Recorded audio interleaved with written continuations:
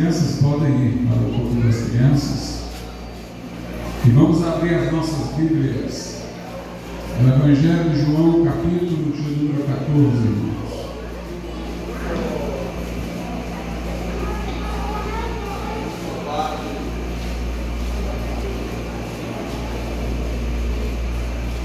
Evangelho de João, capítulo 14, verso de número 16. João, capítulo 14, e versículo de número 16. É o Senhor que fala nesse versículo. E diz assim: E eu rogarei ao Pai, e Ele vos dará outro Consolador, para que fique convosco para sempre. Podeis assentar.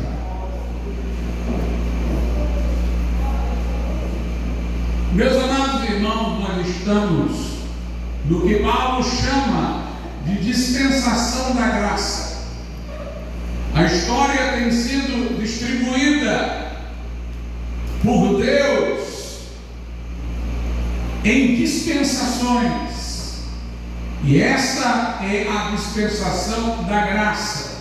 Nós também a chamamos de era da igreja, é o período da igreja, porque nas dispensações anteriores não havia sido constituída a igreja. Houve uma dispensação que foi relacionada a Adão, a inocência, outra com Noé, outra com Abraão, com a nação de Israel. Mas agora nós estamos na dispensação da graça, na era da igreja, e nós podemos também denominá-la de era do Espírito Santo, a época do Espírito Santo, porque estamos dentro do que Jesus falou aqui, João 14,16: E eu rogarei ao Pai, e Ele vos dará outro Consolador, para que fique convosco para sempre. Ao contrário do que alguém pode pensar, nesse tipo de função como o Consolador da igreja, o Espírito Santo não estará eternamente aqui, Ele estará eternamente conosco, para que fique convosco para sempre. Quando a igreja for arrebatada, é o final desse período da dispensação da graça, da era da igreja, da dispensação do Espírito. Quando a igreja for arrebatada, Jesus vier nas nuvens, a trombeta soar, os que morreram em Cristo forem ressuscitados, que estivermos vivos fomos transformados e subimos ao encontro do Senhor nos ares e tirados daqui antes da grande tribulação. Quando outra dispensação se segue, quando isto acontecer, o Espírito Santo, nessa condição de Consolador, irá conosco. Por isso que João, lá em Apocalipse 4, ele vê uma porta aberta no céu, aquela por onde a igreja entrou arrebatada, e ele entrando no céu vê 24 anciãos coroados, representativos da igreja, mas vê também 7 lâmpadas de fogo, que são os 7 Espíritos de Deus, que é uma menção ao Espírito Santo em 7 manifestações que com a igreja subiu. Por isso que a Escritura diz: e a noiva e o Espírito dizem vem, ou seja, a noiva, a igreja e o Espírito Santo dizem aos céus para que Cristo venha. O anelo que temos na vida de Jesus, pelo qual dizemos Maranata, é fruto do Espírito Santo em nós. Ele é como o servo de Abraão, que foi buscar uma noiva para Isaque. O Espírito Santo veio nos preparar como noiva para Cristo. E aqui Jesus diz: eu rogarei ao Pai, e Ele vos dará outro Consolador, para que fique convosco para sempre. Nós não vemos aqui, irmãos, nenhuma dispensação dentro da dispensação, nenhuma divisão. Alguns pensam que houve um período de milagres no primeiro período da igreja, na era apostólica. Houve ali manifestação de dons sobrenaturais, miraculosos, mas isso cessou, como se houvesse dentro desta mesma época do Espírito Santo um momento em que ele agiu produzindo determinados resultados e o outro em que já não produzia mais. Mas o texto aqui não faz essa distinção. Jesus diz: eu rogarei ao Pai, ele vos enviará outro Consolador para que fique convosco para sempre. Não tem aqui nenhuma linha de interrupção, não tem nenhuma modificação por período da obra que o Espírito Santo veio realizar entre nós. Os dons espirituais foram dados para a edificação da igreja. E não é de se pensar que a igreja hoje não precise ser edificada. Se ela é comparada a um prédio inconcluso, daí a sua edificação, nós estamos caminhando para ser estatura do varão perfeito. Se estamos ainda nesse processo como igreja, de sermos preparados, precisamos ser edificados. E os dons foram dados para a edificação da igreja. Não faz sentido imaginar que aquela igreja primitiva tenha tido estes dons para a sua edificação, e nós, que vivemos em período tenebroso, porque a Bíblia Sagrada diz que o mundo vai de mal a pior, não tenhamos os mesmos recursos para a nossa edificação. Quando eu argumento assim, às vezes alguém que não crê na continuidade dos dons carismáticos fala: mas vocês creem que o dom ministerial de apóstolo e o dom ministerial de profeta acabaram? Então vocês creem que houve alguma mudança de lá para cá? Na verdade não, irmãos. Os apóstolos e os ministros profetas do período da igreja primitiva foram órgãos da revelação. Na verdade, não é que Deus resolveu deixar de operar mais, é que o que eles tinham para dizer por revelação encontrou registro. No Novo Testamento, nós temos agora um registro disso.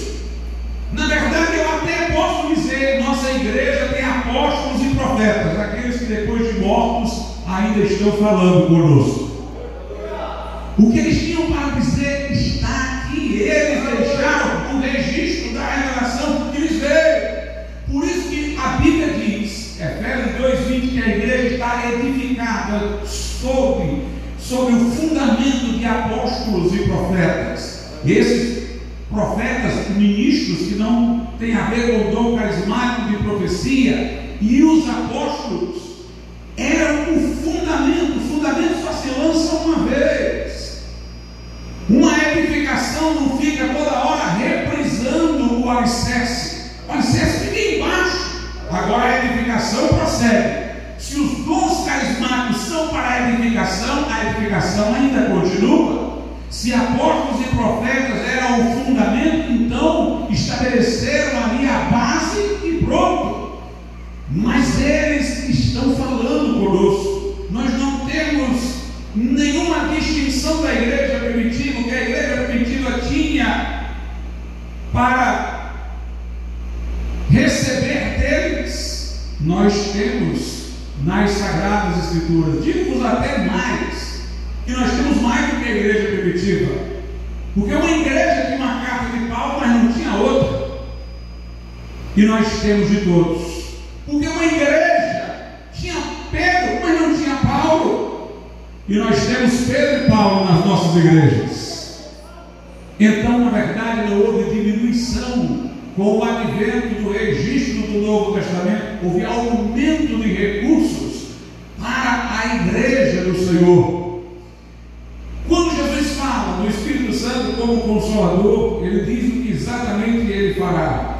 No versículo de número 26 de João 14, diz assim: mas aquele Consolador, o Espírito Santo, que o Pai enviará em meu nome, esse vos ensinará todas as coisas e vos fará lembrar de tudo quanto vos tenho dito.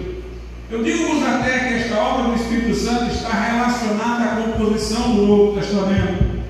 O Espírito Santo ensinará todas as coisas, aquilo que está nas epístolas, aquilo que está ensinado nas epístolas. Mas o Espírito Santo também faria os discípulos se lembrarem. Isso tem a ver com os evangelhos. Lucas diz que para escrever o seu evangelho ele consultou os discípulos que presenciaram, e eles tinham vívida lembrança dos acontecimentos, porque o Consolador os lembrou. De certa maneira, aqui no verso 26 nós temos uma promessa de que nós teríamos as epístolas pelas quais Deus nos ensina todas as coisas, e nós teríamos os evangelhos, onde o Espírito Santo lembrou aos discípulos aquilo que Jesus lhes havia pessoalmente dito. Mas isso não significa que esta obra do Espírito Santo terminou. Ele continua nos ensinando através das Escrituras.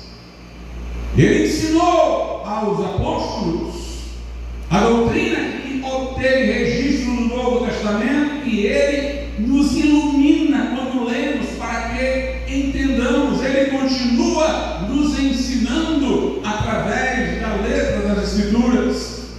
Ele trouxe aos discípulos a recordação do que Jesus lhes havia dito e colocou nas Sagradas Escrituras por meio de discípulos.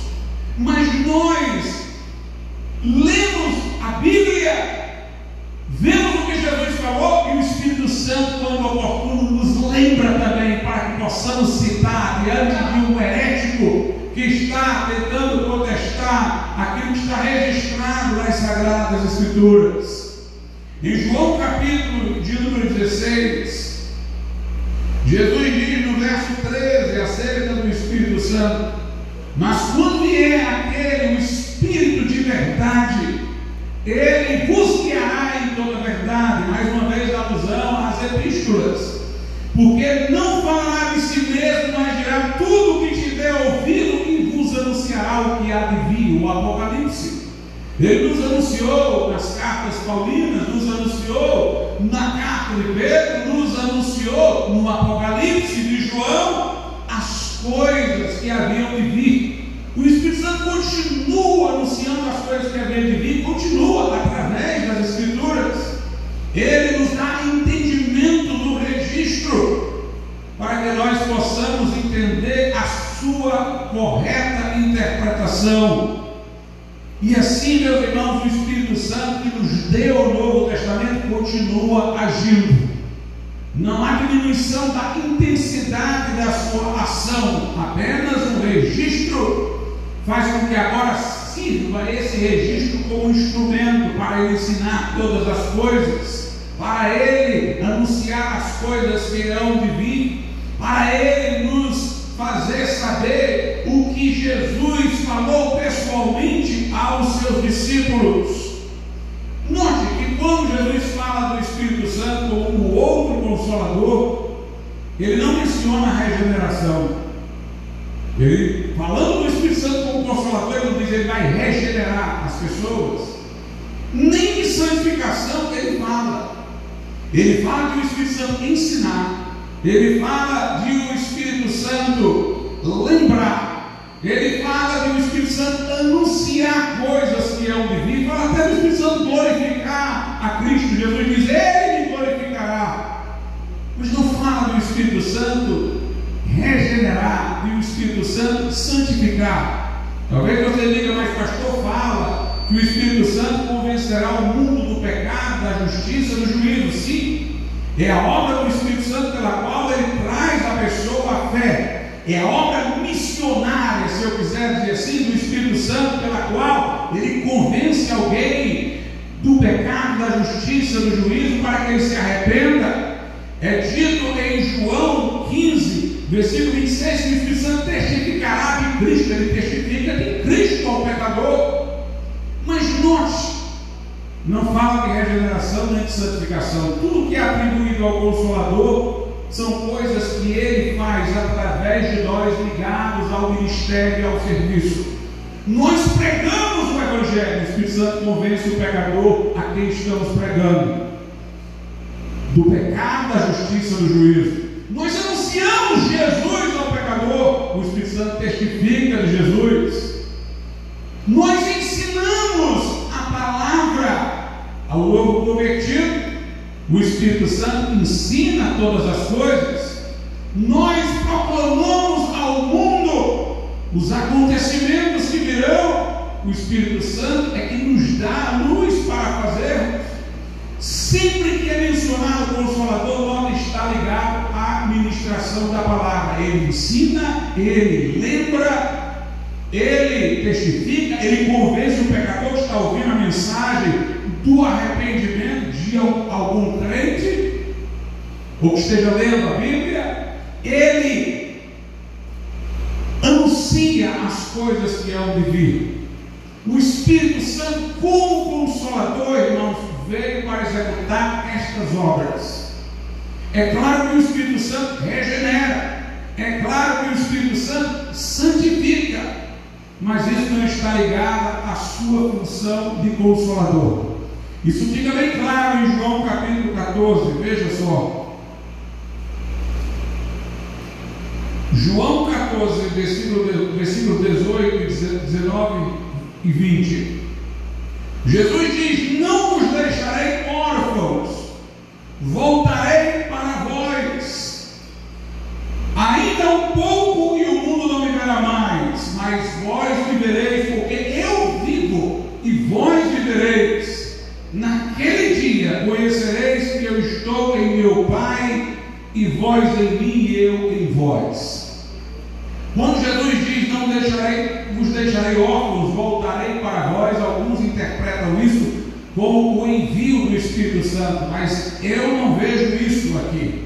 Jesus está falando da sua ressurreição, de que ele, aqueles discípulos, voltaria a aparecer. Não vos deixarei órfãos, eu vou voltar a vocês, eu vou regressar a vocês, que é a ressurreição.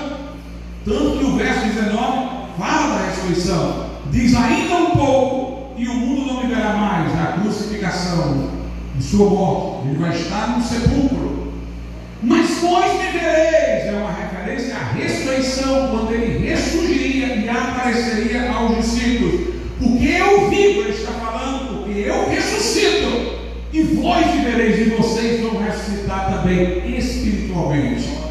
Ele está fazendo alusão ao fato de que quando ele ressuscitasse, ele apareceria aos discípulos e lhes daria vida espiritual. Isso aconteceu em João 20, 22. Jesus ressuscitado aparece aos discípulos e sopra sobre eles. E diz: recebei o Espírito Santo. Nós nos lembramos do momento lá da criação, quando Deus soprou no homem que fez do pó da terra o Espírito, mas foi o Espírito do homem, para entrar no corpo e o homem tornar-se alma vivente.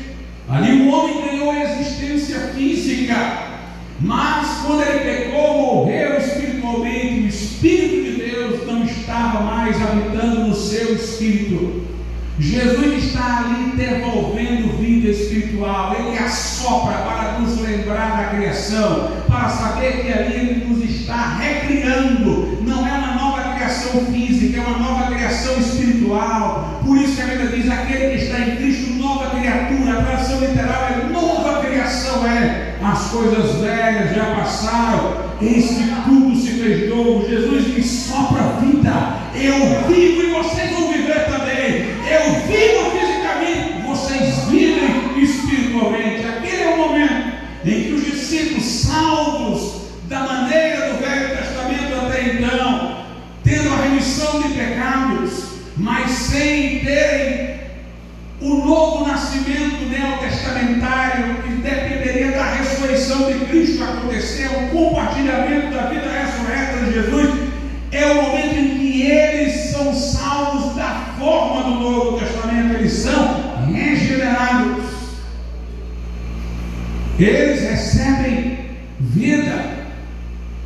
Lá em 1 Coríntios 15, a Bíblia diz que no Éden, Deus fez Adão alma vivente, como soprando o espírito de Adão em Adão, e ele tornou-se alma vivente. Mas lá em 1 Coríntios 15 diz que agora o segundo Adão foi feito espírito vivificante. O primeiro Adão foi feito alma vivente, o Adão lá no Éden. O segundo Adão, que é Cristo, espírito vivificante. Quando ele ressurreta, ele se torna espírito vivificante. Ali ele sopra o Espírito Santo que está levando Cristo para dentro dos discípulos. Está comunicando, estendendo a vida de Cristo para dentro dos discípulos. Por isso que o versículo seguinte diz, João 14, 20: naquele dia conhecereis que eu estou em meu Pai, e vós em mim e eu em vós. Naquele dia, o dia da ressurreição, o dia em que Jesus foi novamente visto por eles, o dia em que Jesus soprou o Espírito Santo, naquele dia, Jesus disse: vocês saberão que vocês estão em mim e eu em vocês. Jesus estendeu sua vida ressurreta a eles. Jesus comunicou a sua vida a eles. Naquele momento eles passaram a estar em Cristo e se tornaram nova criação. Naquele momento eles se tornaram um com Cristo. Quem se une ao Senhor se torna um só espírito com Ele. Eles se tornaram o corpo de Cristo. Jesus no cabeça e Ele no corpo. Assim como Jesus está no Pai, o Pai está nele. Jesus disse que naquele dia eu estarei em vocês e vocês em mim. Uma união orgânica espiritual. Mas note, tudo isso foi antes de um Consolador vir. Então, a regeneração é uma obra do Espírito Santo que não está relacionada à sua função de Consolador. Jesus não enviou o Consolador quando ressuscitou, Ele enviou quando ascendeu aos céus. Em João 16,7 ele diz: todavia digo-vos a verdade, que vos convém que eu vá, porque se eu não for, o Consolador não virá a vós, mas quando eu for, vos enviarei. Note, ele diz que é necessária a sua ascensão. É necessário que ele vá para de lá enviar o Espírito Santo. Isso se deu no dia de Pentecostes. Mas ali, Jesus tinha ressuscitado, mas ainda não tinha ido. Ele não tinha rogado ao Pai, mas ele estava dando o Espírito Santo como comunicador da sua vida. Eles receberam, os discípulos, o Espírito Santo como o Espírito de Cristo, como diz em Romanos 8, quem não tem o Espírito de Cristo não é dele. Eles receberam o Espírito Santo como o Espírito vivificante de Cristo e nasceram de novo. E é nessa condição de Espírito de vida em Cristo Jesus, que nos livra da lei do pecado e da morte, como diz em Romanos 8, que o Espírito Santo nos santifica. Que nós andamos no Espírito desta forma e não satisfazemos a cobiça da carne. Portanto, a obra do Espírito Santo na regeneração e na santificação é independente desta obra dele como Consolador que foi enviado. Mas Jesus está falando que quando ele for, vai enviar o Espírito Santo. Quando estiver lá, vai rogar ao Pai e ele dará outro Consolador. O Espírito Santo como Consolador veio com uma missão. E aqui é que está a diferença. Quando eu aceito Jesus como meu Salvador, eu recebo o Espírito Santo, mas o Espírito Santo vem para me trazer Jesus ao coração. Eu invoco Jesus como Salvador. Eu o chamo para a minha vida. O Espírito Santo vem como aquele que o traz para o meu coração. Eu recebo Jesus na salvação e, consequentemente, o Espírito Santo que o traz vem. Eu recebo Jesus para a minha salvação. Sou eu que preciso de salvação. Sou eu que preciso de Cristo para a minha salvação. E a Bíblia diz: Cristo em vós, a esperança da glória. A todos quanto receberam a Jesus, a saber os que creem no seu nome, Deus, o poder de serem feitos filhos de Deus, os quais não nasceram da carne nem do sangue, mas de Deus. No entanto, quando o Espírito Santo, irmãos, vem do batismo do Espírito Santo às nossas vidas como outro Consolador,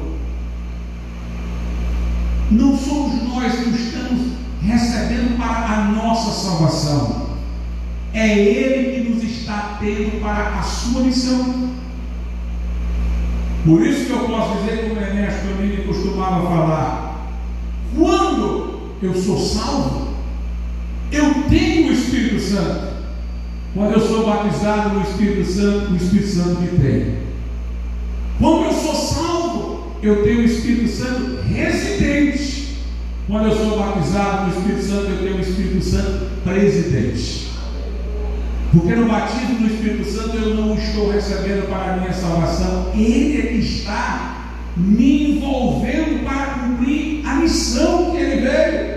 Ele é que vai me capacitar, se eu for chamado para instruir, para eu ensinar acertadamente. Ele é que vai me capacitar para eu explicar a alguém o que a Bíblia diz sobre os eventos proféticos. Ele é que vai me capacitar com poder para eu testemunhar de maneira que haja convicção de pecado, justiça e juízo, para que quando eu falar de Jesus, aquilo impacte o coração daqueles que nos ouvem. Nós é que somos o instrumento do Espírito Santo, a missão é dele. Por isso, irmãos, que a evidência do batismo do Espírito Santo é falar em outras línguas.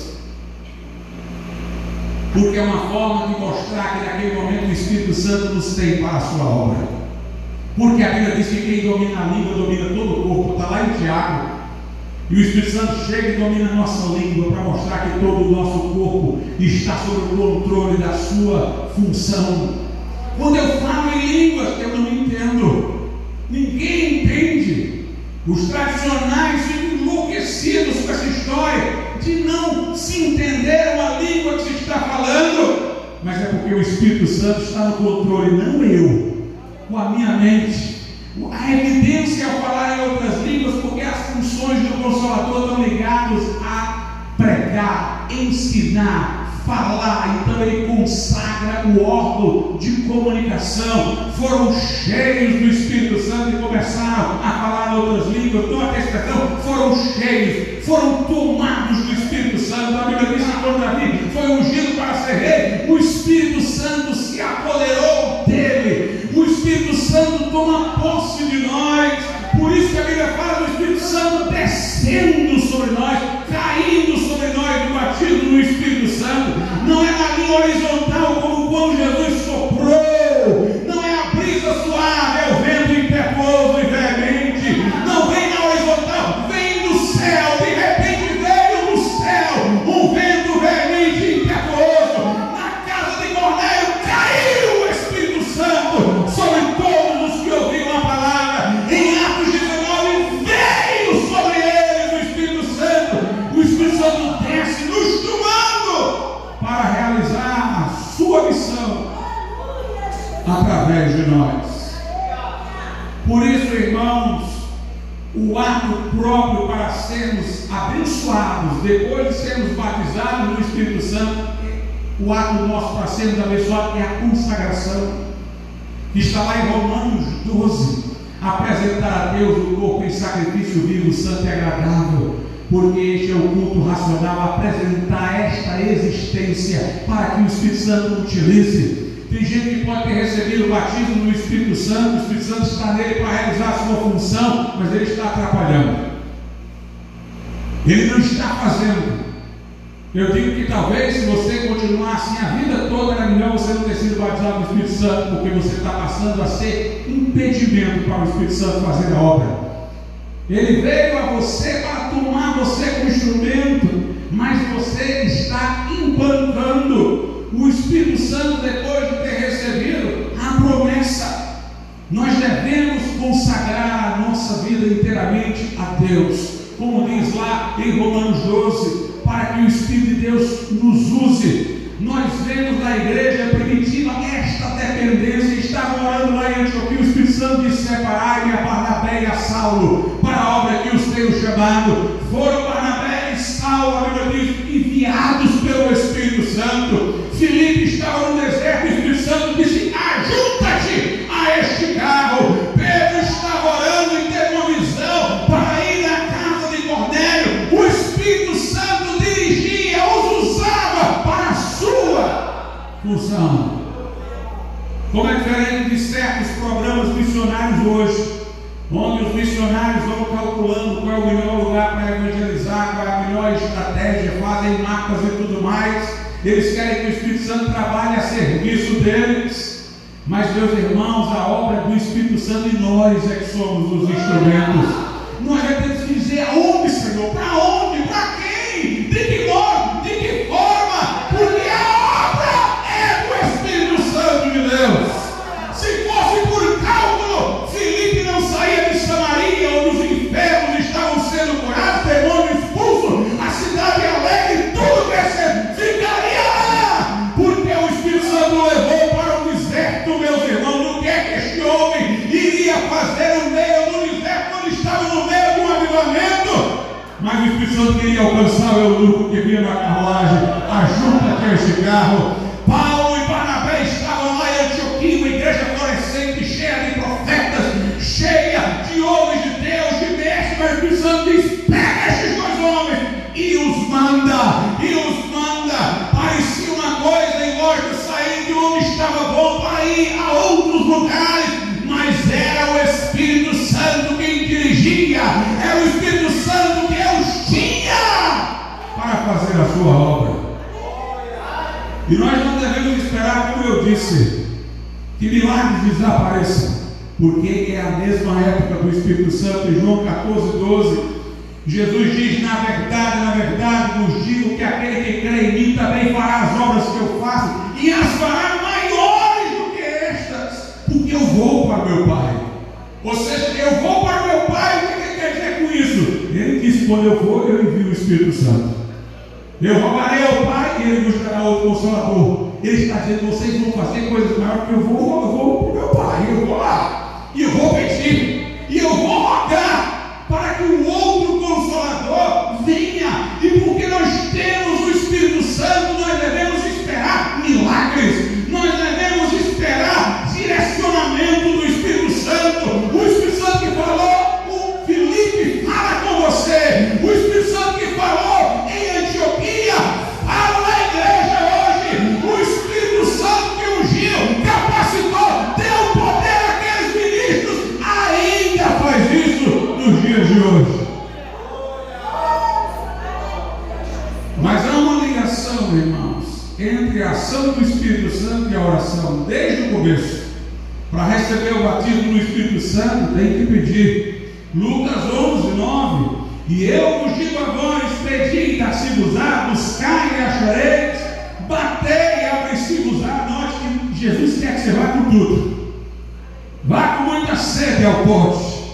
Pedi, buscai, batei. Verso 10: porque qualquer que pede, recebe, quem busca, acha, e a quem bate, abre-se-lhe-á. E qual pai de entre vós, que se o filho lhe pedir pão, lhe dará uma pedra? Ou também se lhe pedir peixe, lhe dará por peixe uma serpente? Ou também se lhe pedir um ovo, lhe dará um escorpião? Pois se vós, sendo maus, sabeis dar boas dádivas aos vossos filhos, quanto mais dará o Pai Celestial o Espírito Santo àqueles que lhe pedirem. É preciso pedir, e pedir com tudo, pedir, buscar, bater. Foram o que os discípulos fizeram. Jesus disse: esperem aqui a promessa, aguardem, não saiam de Jerusalém, mas esperem.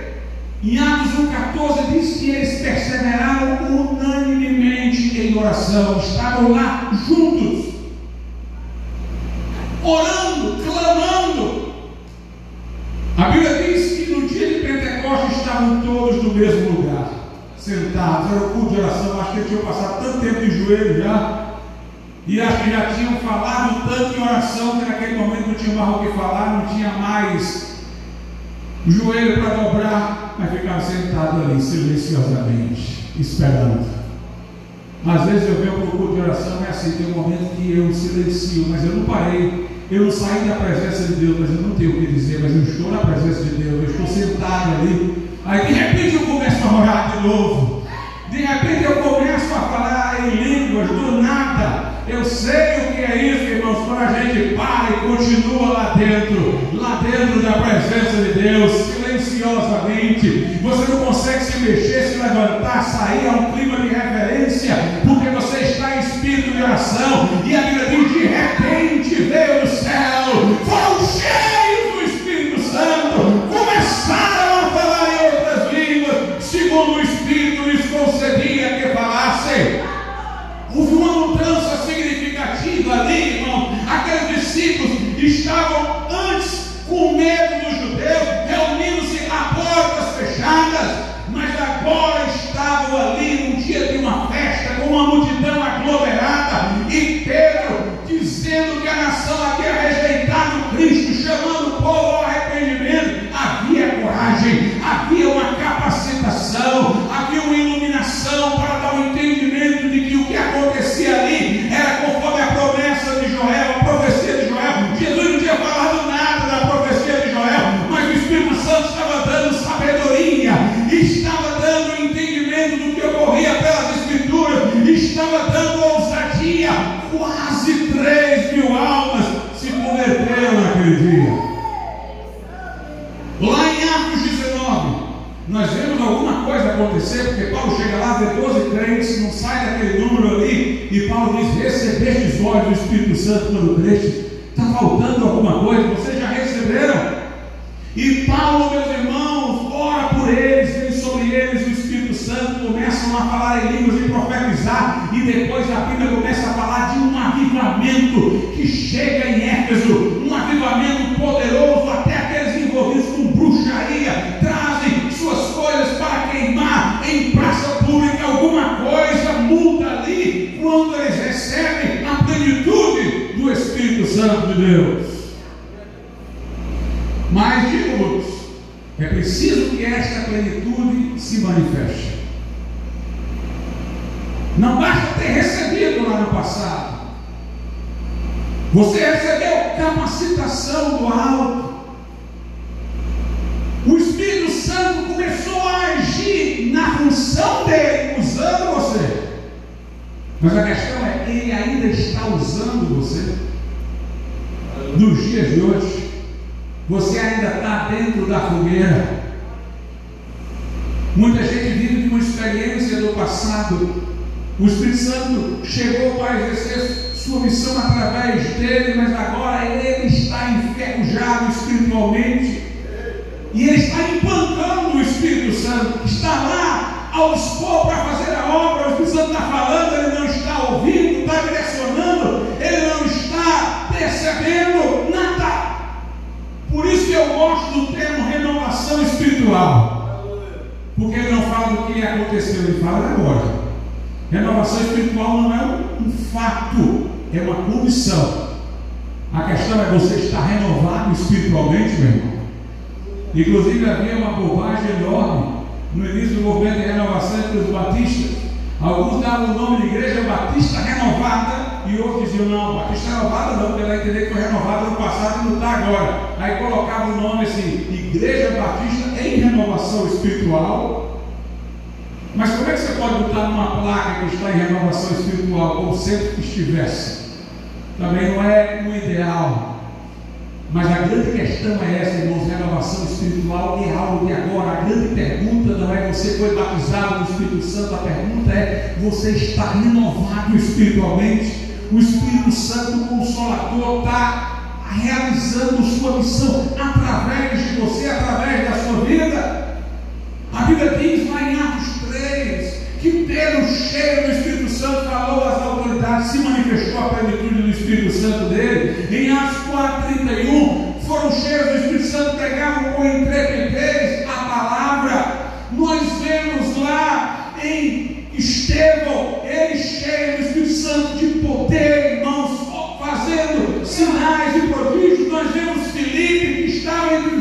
com Estevão, que eram cheios do Espírito Santo, impactando a cidade de Samaria. Uma obra continuada, uma obra que continuava, mas nós sempre estávamos ligados na oração. Philip foi que disse isso. Philip disse que quando ele foi batizado no Espírito Santo, ele percebeu que quando ele deixava de orar e buscar ao Senhor, o poder desaparecia. A teologia dele tinha até uma imperfeição. Ele acreditava que precisava ser batizado no Espírito Santo de novo. Na verdade, você é batizado uma vez, mas a manifestação se dá se você se mantiver no espírito de oração. Paulo diz a Timóteo: aviva o dom que há em ti, abana o fogo, seria a tradução literal, para que o fogo suba, para que o fogo se manifeste. Paulo diz aos Tessalonicenses: não apagueis o Espírito Santo. Paulo nos incentiva a uma vida de oração. Na carta aos Coríntios, capítulo 14, ele diz várias vezes: buscai os dons espirituais, buscai com zelo. Você é batizado no Espírito Santo, busque os dons. Você tem os dons, busque a manifestação dos dons espirituais, porque o dom pode adormecer em você. Busque a Deus em oração para que se manifeste o dom espiritual na sua vida. Nós vemos a continuidade, meus irmãos, da oração.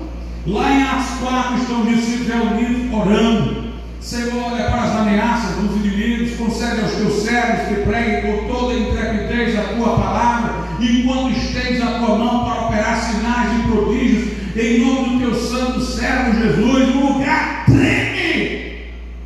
Eles são cheios do Espírito Santo e começam a pregar a palavra com intrepidez.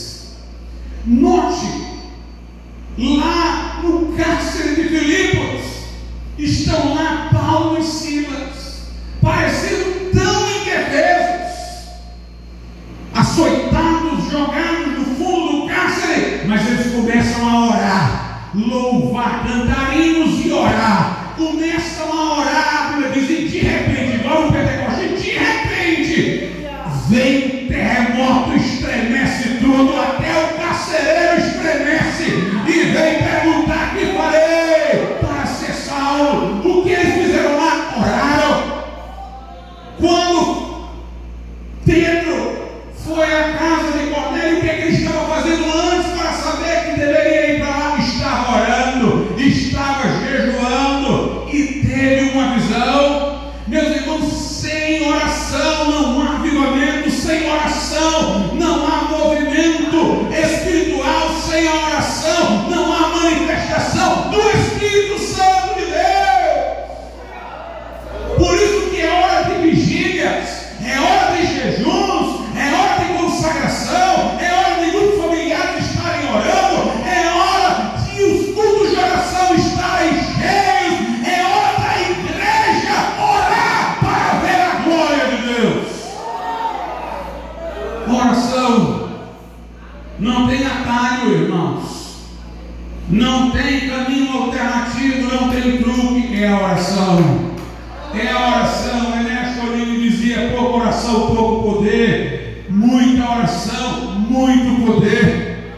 A Bíblia diz: se o meu povo, que se chama pelo meu nome, se humilhar e orar e deixar os seus maus caminhos, eu ouvirei do céu, perdoarei os seus pecados e sararei a sua terra. A renovação espiritual na década de 60 veio de um grande movimento nacional de oração que livrou o nosso país, inclusive do comunismo. Estavam ali pessoas clamando, pessoas orando, vigílias repletas, pessoas com sede de Deus, com sede do Deus vivo. Eu tive relendo histórias da época desse período. Pessoas eram batizadas no Espírito Santo e passavam uma semana sem falar em português, porque não conseguiam parar de falar em línguas. Estava lá um pastor que veio para poder combater o movimento na igreja de sua denominação, que era tradicional, e ele disse: eu fiquei impressionado. Jovens que deveriam pensar em diversão, só queriam saber de oração, só queriam saber de buscar ao Senhor, dentro de um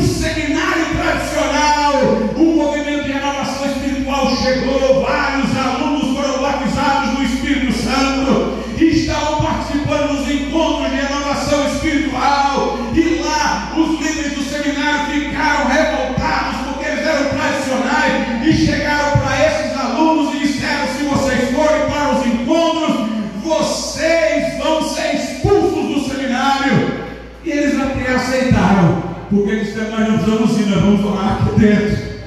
Nós vamos orar aqui. E Rosivaldo de Araújo, pastor Batista, do Movimento de Renovação Espiritual, foi visitar esses jovens lá naquele seminário. Ele disse: eu pensei que eu os iria encontrar amedrontados, desanimados, mas quando eu cheguei lá, eles estavam aí orando. Não importa se a gente vai lá, nós vamos orar aqui dentro, vai cair fogo aqui dentro. Quando o Rosivaldo ouviu aquilo ali, ele disse: veio na minha boca imediatamente: ninguém detém, é obra santa. E ele compôs no hino: ninguém detém, é obra santa. Onde estão os jovens que vão voltar a orar, irmão?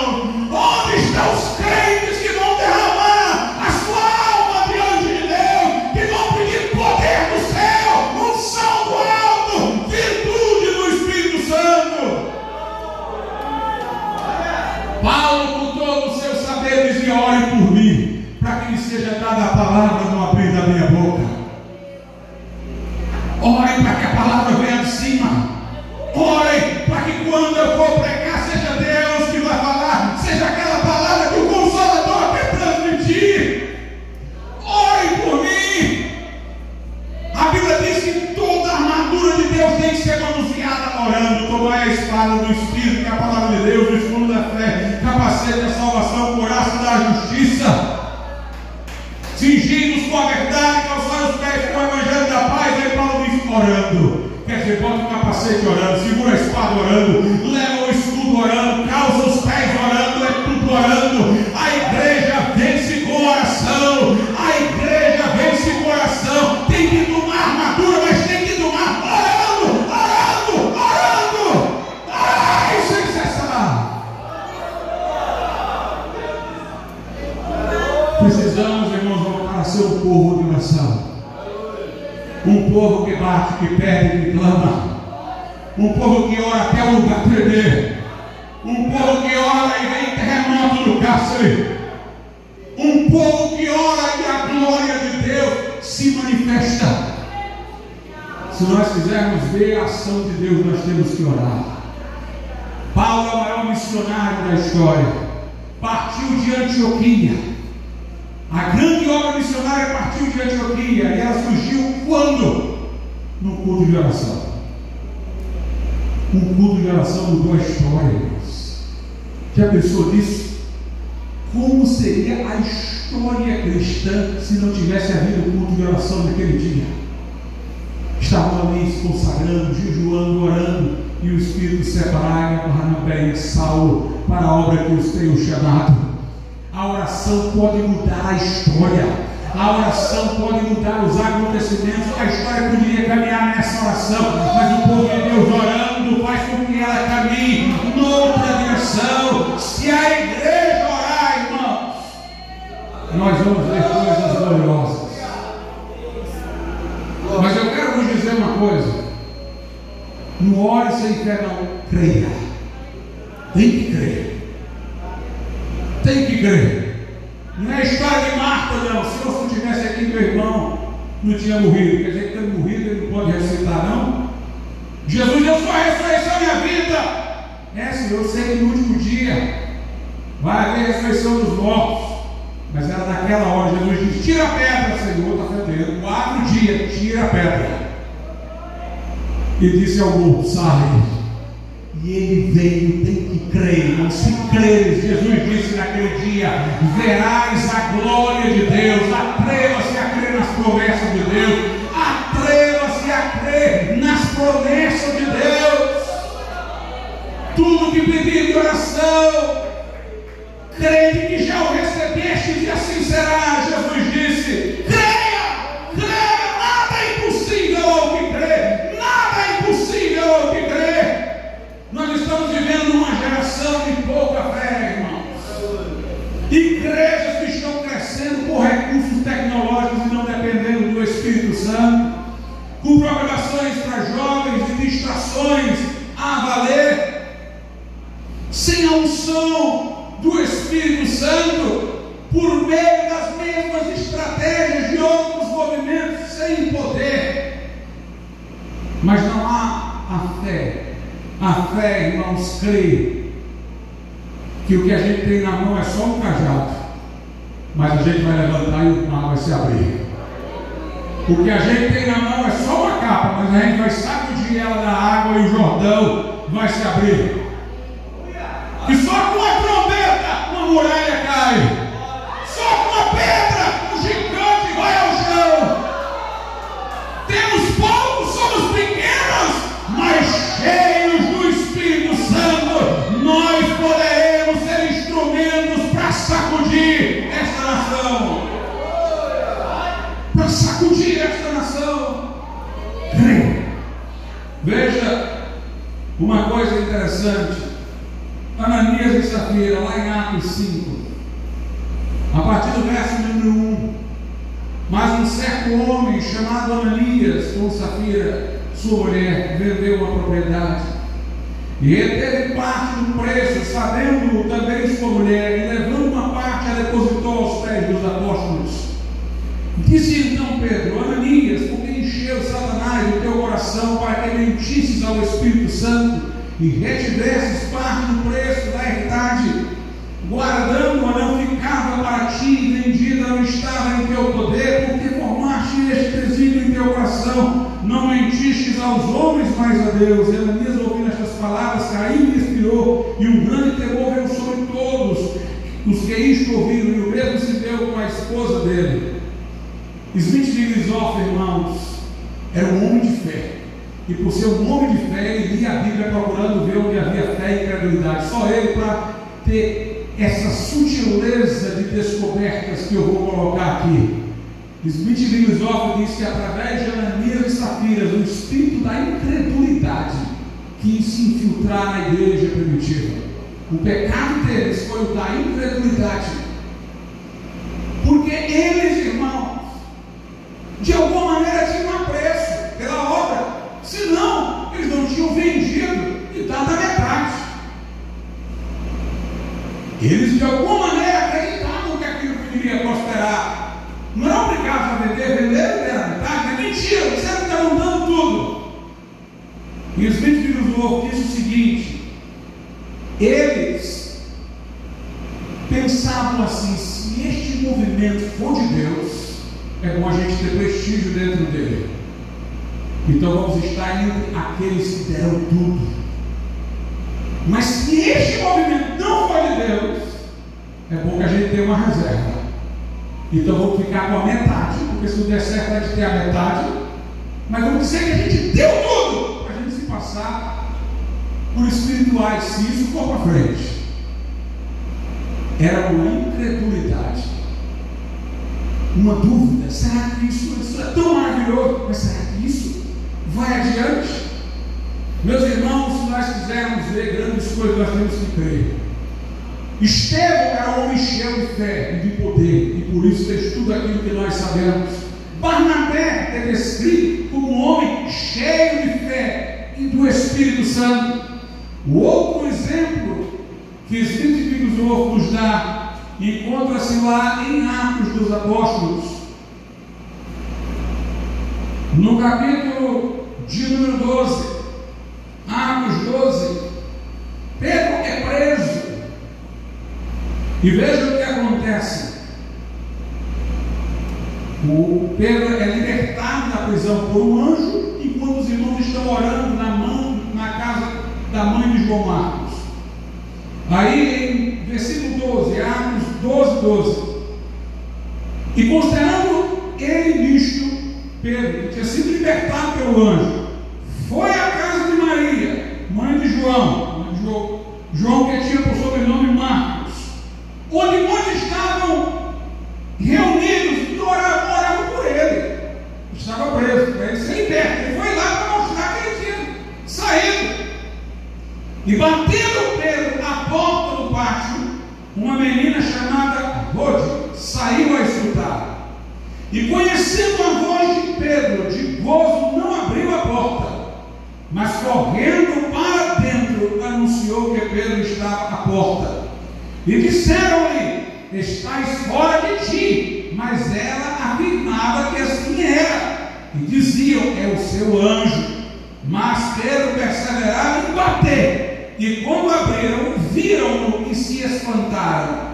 E acenando-lhes ele com a mão para que se calassem, contou-lhes como o Senhor o tirara da prisão, e disse: anunciar isto a Tiago e aos irmãos. E saindo partiu para outro lugar. Smith Wigglesworth disse que Pedro foi liberto pela oração de uma pessoa só, dessa menina chamada Rode, porque os outros todos estavam orando, mas não criam. Quando Pedro chega lá, a menina ouve a voz de Pedro, a menina abre a porta para conferir. Ela vai lá dentro e diz: olha, Pedro foi libertado. Ela pediu e creu. Não precisou nem abrir a porta, ouviu a voz de Pedro. E o povo diz: tu estás fora de ti, está morando para quê, irmãos? Está morando para quê? Tu estás fora de ti. Mas ela insistia: é ele. E eles inventaram essa teologia doida. É o anjo dele, parecido com ele, um anjo guardião dele aí que veio. Mas Pedro perseverava em bater até que foram abrir a porta e Pedro estava lá. Smith Wigglesworth disse que foi a oração dessa menina que libertou Pedro, porque os outros oravam, mas não criam. Charles Finney dizia: se eu tivesse levado em conta a congregação onde eu comecei a ir, logo que era novo convertido, talvez eu tivesse perdido a minha fé, porque eles oravam todo dia para Deus fazer alguma coisa maravilhosa, para Deus avivar, para Deus operar, e eu não via nada acontecer. Era um ritual, eles pediam, mas não esperavam receber. Ele disse: eu suspeito que se Deus desse o que eles estavam pedindo, eles iam tomar um susto. Meus irmãos, não é só ladainha não, deixa rosário para católico, é clamar e ver o Senhor operar. O Senhor operar. É preciso crer nas promessas de Deus.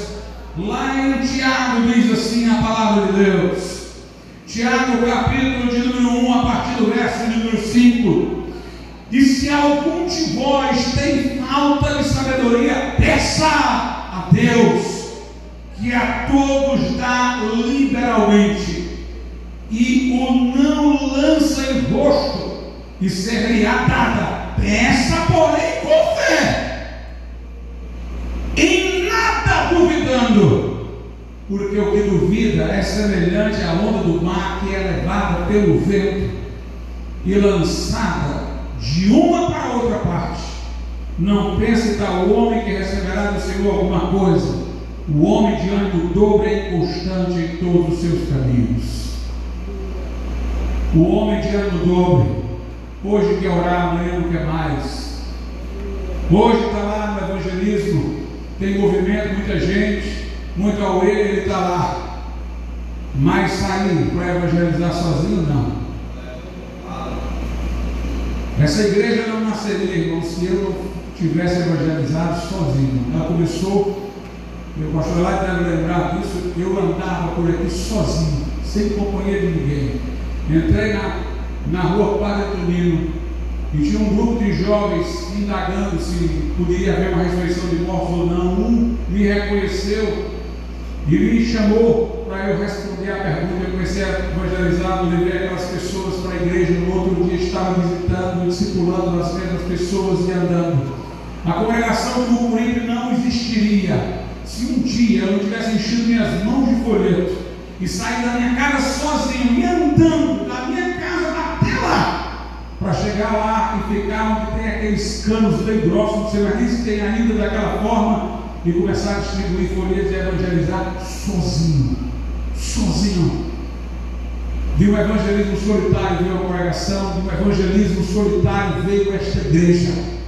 Não precisa ter muita gente, não precisa de ônibus, não. Eu não preciso de alguém tocando um violão, não. Você não precisa, não. Fale de Jesus, se ninguém quiser ir, vá só. Pegue a sua Bíblia e saia como um andarilho, pregando o evangelho, e você vai ver a glória de Deus. Filipe estava sozinho no deserto, e o Espírito Santo guiou para ir até o Eunuco. Deus pode operar grandes coisas se você não for inconstante. Se sua oração não depender do seu humor, se o seu fervor não depender do dia, creia nas promessas,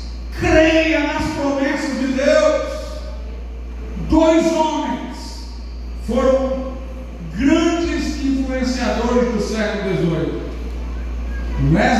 John Wesley na Inglaterra e Voltaire, o filósofo, lá na França.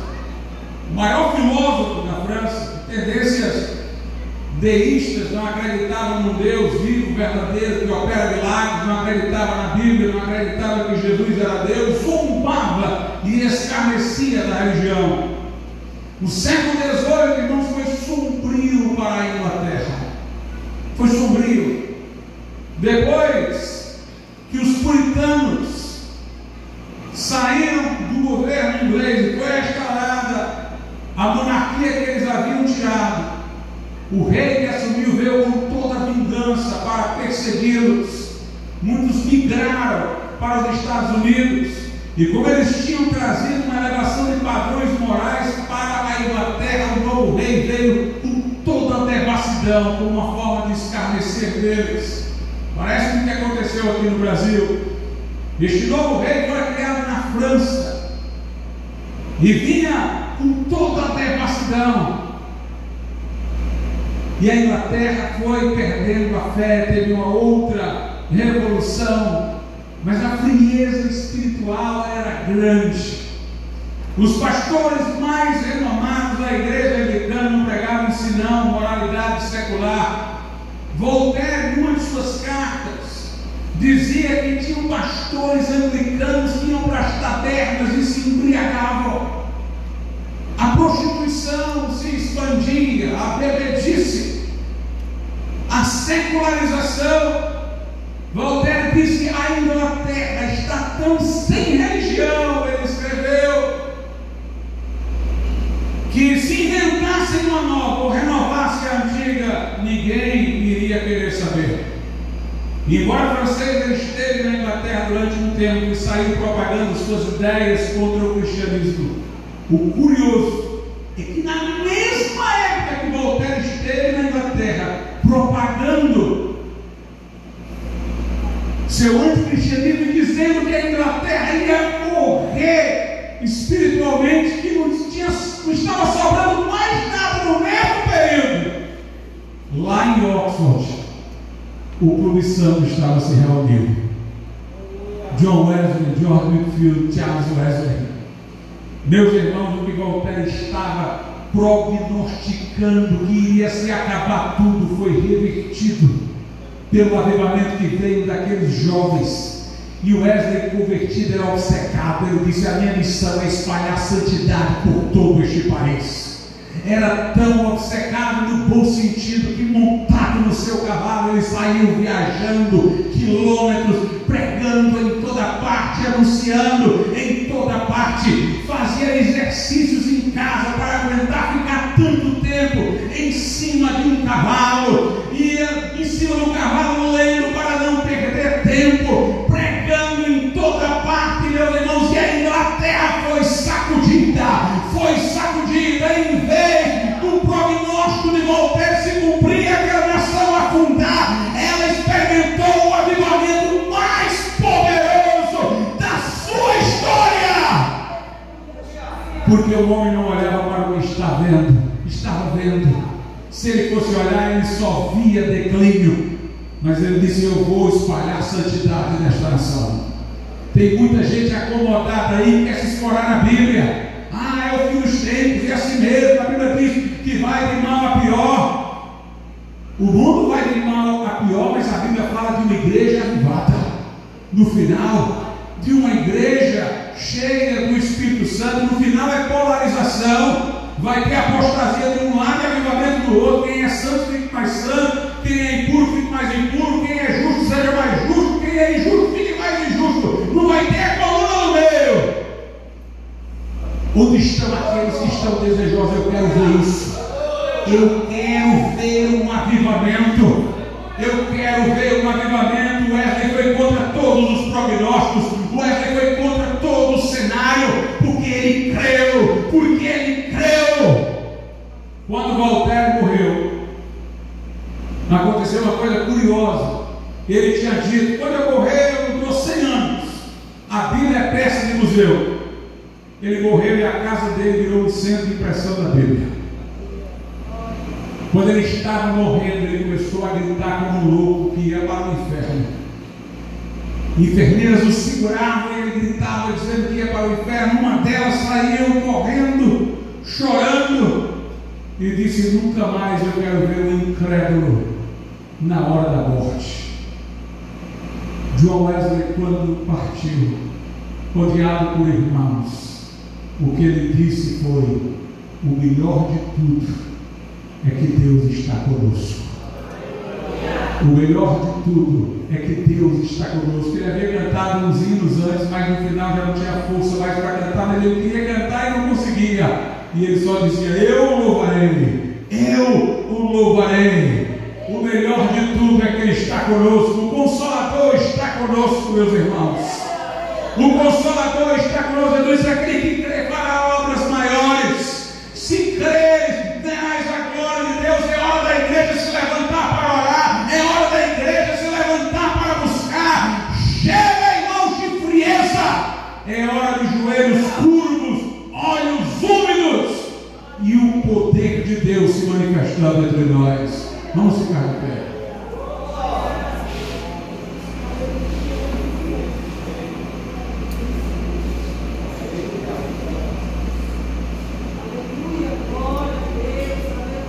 Oh Deus.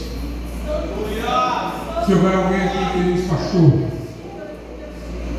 eu estou sendo um obstáculo para Deus, porque tem alguma coisa na minha vida que não está de acordo,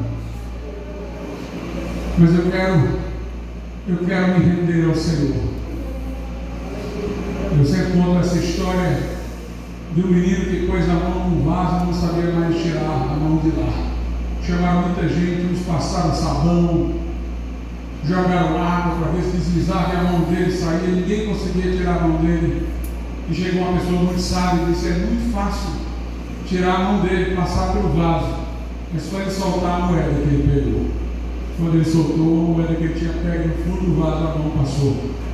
Às vezes as coisas estão andando porque a gente está segurando uma coisa que não é da vontade de Deus. Se Deus está falando com você, essa é a hora da consagração. Saia do seu lugar, venha aqui à frente e nós vamos orar pela sua vida. Se tem alguma coisa que tem que ser soltada nessa noite, faça-o agora. Venha de onde você estiver e se coloque diante de Deus para nós orarmos a Ele.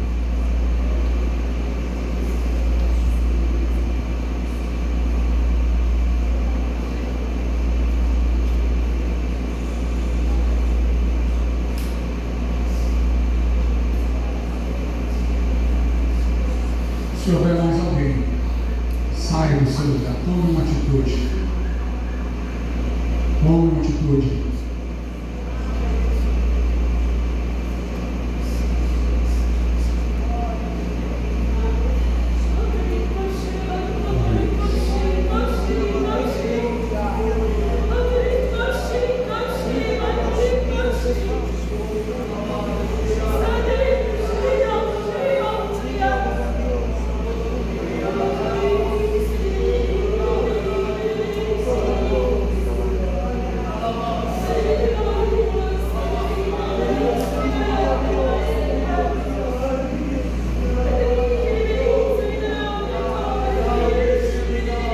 Soberano Deus e nosso Pai, nós te louvamos, ó Deus, porque o Senhor nos está preparando, o Senhor está falando, o Senhor, meu Deus, está nos corrigindo, repreendendo e chamando-nos, ó Pai, para ouvir a Tua voz, se agarrar às Tuas promessas e esperar de Ti grandes coisas. Desperta-nos o espírito de oração, meu Deus. Desperta a expectativa, ó meu Deus, do mover do Teu braço, meu Deus, da fé, para crer no impossível. Nesse momento, olha para aqueles que estão a Ti se consagrando, meu Deus, se curvando diante da Tua majestade, confessando, meu Deus, aquilo que tem sido obstáculo, meu Pai, no caminho, tirando, meu Deus, as pedras caminho e esperando no Senhor, que fortalece, que restaura, que renova, que aviva, que dá, meu Pai, que dá, meu Deus, santidade e livramento. Opera no coração daqueles que estão aqui. Opera no coração do Paulo, meu Deus, do Paulo Henrique, que ele tem uma vitória definitiva hoje, meu Deus, contra o pecado. Que ele tenha, meu Deus, libertação hoje, agora, nesse momento. Fala o coração dele agora, meu Deus, nesse instante. Liberta-o em nome de Jesus, Senhor. Em nome de Jesus, atende a súplica de cada um que está aqui. Ouve, meu Deus, a oração. Renova-nos, ó Deus, em nome de Jesus. Amém. E amém. Podeis assentar-vos. Se houver algum aviso desse momento,